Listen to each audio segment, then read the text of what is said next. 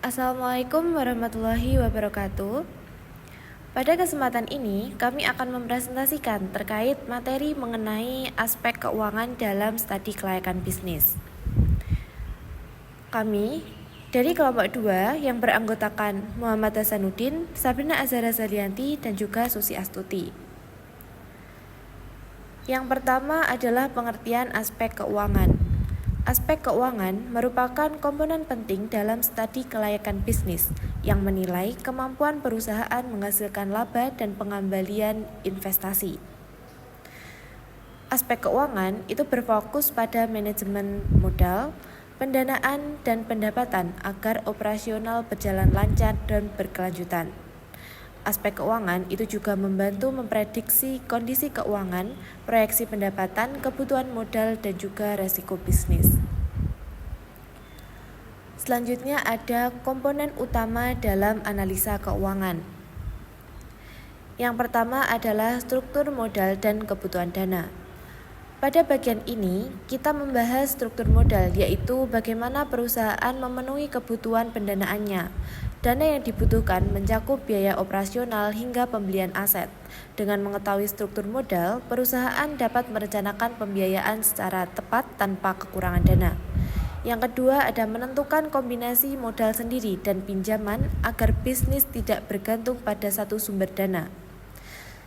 Perusahaan harus menentukan kombinasi modal sendiri dan pinjaman.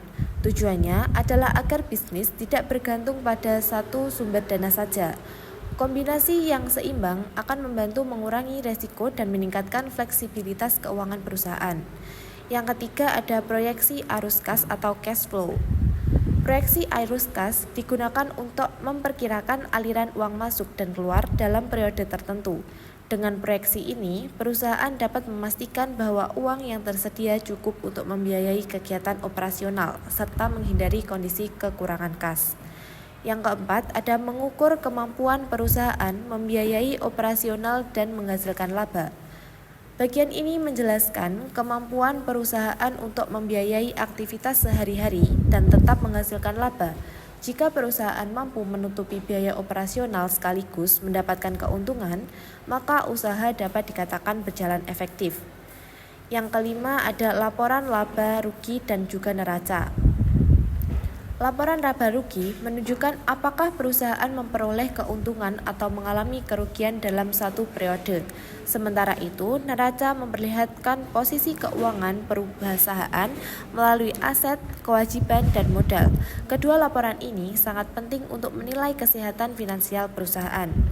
Yang keenam, menunjukkan kondisi keuntungan, kerugian, aset, dan kewajiban perusahaan. Melalui laporan keuangan, kita dapat mengetahui kondisi aset dan kewajiban perusahaan. Apabila keuntungan stabil dan aset lebih besar dari kewajiban, maka kondisi keuangan perusahaan dapat dikatakan baik dan juga sehat. Yang ketujuh ada analisis titik impas atau BEP. Pada bagian ini, kita menghitung jumlah minimal penjualan agar perusahaan tidak mengalami kerugian. Titik impas membantu perusahaan menentukan harga jual, target penjualan, dan jumlah produksi yang ideal. Dan yang terakhir, ada menentukan jumlah penjualan minimum agar usaha tidak rugi. Setelah mengetahui titik impas, perusahaan dapat menentukan target penjualan minimum agar kegiatan bisnis tetap untung. Analisis ini itu berperan penting dalam menentukan strategi pemasaran dan produksi. Nah, dari keseluruhan aspek tadi itu sangat penting agar perusahaan itu dapat mengelola keuangan secara efektif, menghindari kerugian, dan memastikan keberlanjutan usaha dalam jangka panjang. Selanjutnya yaitu metode penilaian kelayakan finansial. Yang pertama ada NPV atau Net Present Value, yaitu nilai bersih sekarang dari arus kas masuk dan keluar. Proyek layak jika NPV itu positif. Selanjutnya ada IRR atau Internal Rate of Return, yaitu tingkat pengembalian investasi. Proyek layak jika IRR itu kurang dari biaya modal. Selanjutnya ada payback period atau PP, yaitu waktu yang dibutuhkan untuk mengembalikan investasi awal. Dan yang terakhir ada profitability index atau PI, yaitu rasio nilai investasi terhadap arus kas masuk. Proyek layak jika PI itu kurang dari 1. Baik, selanjutnya yaitu adalah NPV, ya. Bisa disebut dengan Net Present Value, yaitu nilai untung sekarang. Misalnya seorang menginvestasikan uang 20.000. Nah, uang 20.000 ini pada tahun ke-1 dan ke-2 ini akan berbeda nilai uangnya. Dan value adalah nilai yang kita hitung yang diperkirakan dari sekarang dengan tingkat diskonto 10%. Misal tahun pertama 7.000 dibagi 1 ditambah 10%, maka hasilnya yaitu pada tahun ke-1 harga tahun pertama di tahun depan yaitu adalah 6,363, dan pada tahun kedua 7.000 dibagi 1 ditambah 10% atau 1/1 dikali 2, yaitu hasilnya adalah 5.785. Selanjutnya pada tahun ketiga sama seperti yang tadi, 7.000 dibagi 1/1 dikali 1/1 dikali 1/1 sama dengan yaitu 5.259, dan hasilnya adalah 7.407. Maka NPV-nya adalah negatif 2.593. Maka proyek tersebut ini tidak layak untuk dijalankan. Selanjutnya adalah IRR atau Internal Rate of Return, yaitu tingkat pengembalian investasi. Misalnya dalam contoh NPV tadi, kita cari estimasi mulai dari 4%. Pada tahun pertama dibagi 7.000 dibagi 1,04, dan hasilnya adalah ini. Terus selanjutnya seperti yang tadi ditambah, terus kita jumlahkan, hasilnya adalah negatif. Kalau negatif kita mencari solusi mengestimasikan yang di bawahnya yaitu 3%. Seperti yang di atas, 7/1,03, hasilnya 6,796 ditambah ini dan hasilnya masih minus atau negatif. Terus kita turunkan ke bawahnya lagi yaitu 2%. Misal 7.000 per 1,02, hasilnya adalah 6, 8 terus dan seterusnya hingga mendapatkan hasil positif. Maka IRR-nya adalah 2%. Jika IRR kurang dari modal, maka bisnis tersebut tidak layak untuk diteruskan atau dijalankan. Jika lebih dari 10% atau ininya modal diskontonya, itu adalah bisnisnya layak dijalankan. Selanjutnya yaitu adalah payback period. Payback period adalah waktu yang dibutuhkan untuk mengembalikan investasi awal. Misalkan pada contoh di atas yaitu tahun pertama minus 20.000, karena 20.000 ini investor mengeluarkan uang untuk investasinya.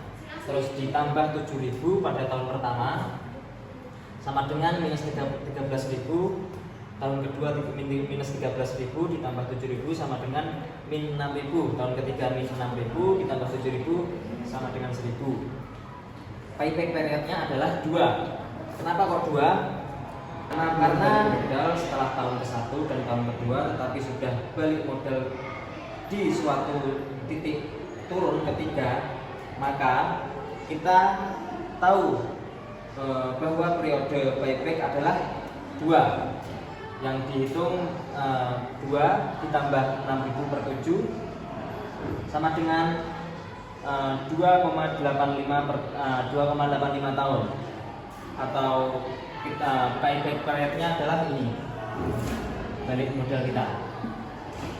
Selanjutnya adalah PI atau Profitability Index, yaitu rasio nilai investasi terhadap arus kas. Untuk mencarinya yaitu hasil dari 17.000 ini dibagi 20.000 yaitu investasi awal kita 20.000 sama dengan yaitu 0,87. Ini adalah profitability index kita, menunjukkan bahwa 0,87 ini kurang dari 1 atau proyek ini tidak layak untuk dijalankan. Yang selanjutnya yaitu adalah analisis rasio keuangan. Yang pertama ada rasio likuiditas, yaitu kemampuan memenuhi kewajiban jangka pendek. Selanjutnya lagi yaitu ada rasio solvabilitas, yaitu kemampuan memenuhi jangka panjang. Ya, kalau likuiditas tadi pendek, solvabilitas tadi yaitu jangka panjang. Yang ketiga yaitu ada rasio profitabilitas, yaitu efisiensi perusahaan dalam menghasilkan laba. Yang keempat rasio aktivitas, yaitu efektivitas penggunaan aset untuk menghasilkan pendapatan. Analisis rasio keuangan ini biasanya berguna bagi manajemen, investor, dan kreditor untuk menilai kinerja keuangan. Selanjutnya yaitu peran aspek keuangan. Yang pertama itu ada aspek keuangan yang mempunyai peran penting dalam menentukan apakah sebuah usaha bisa bertahan dan terus berkembang. Nah, keberlanjutan bisnis itu tidak cuma diukur dari seberapa besar laba yang diperoleh, tapi juga dari kemampuan perusahaan dalam menjaga likuiditas dan kestabilan arus kasnya. Kalau perusahaan bisa menyeimbangkan pendapatan dan pengeluaran, maka bisnisnya akan kuat menghadapi perubahan ekonomi. Yang kedua ada aspek keuangan juga yang berfungsi untuk membangun kepercayaan investor dan kreditor. Perusahaan yang punya laporan keuangan yang jelas, transparan, dan dikelola dengan baik akan lebih mudah mendapatkan modal.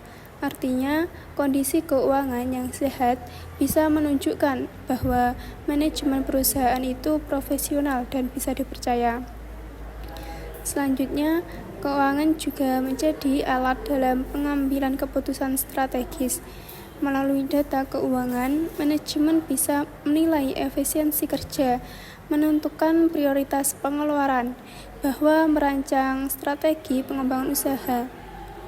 Misalnya, dari laporan laba rugi, perusahaan bisa tahu produk mana yang paling menguntungkan untuk terus berkembang atau yang dikembangkan.